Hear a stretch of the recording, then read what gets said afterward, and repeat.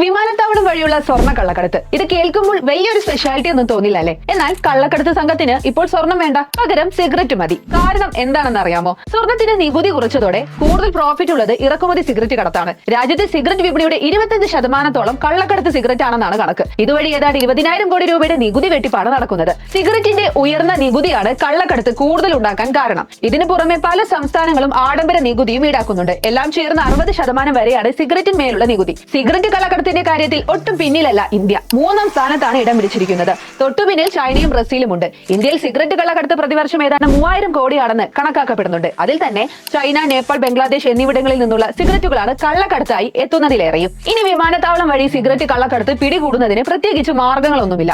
സംശയം തോന്നുന്ന യാത്രക്കാരെ പിടികൂടി ചോദ്യം ചെയ്യുക എന്നത് മാത്രമാണ് സാധ്യമാകുന്നത്. സോ ഇതിൽ തന്നെ പിടിക്കപ്പെടാത്തതും ധാരാളം ഉണ്ടാകും. ഇനി നിങ്ങൾക്കൊരു സ്മോക്കിംഗ് ഫ്രണ്ട് ഉണ്ടെങ്കിൽ ഈ വീഡിയോയ്ക്കൊപ്പം കമന്റ് ചെയ്യും.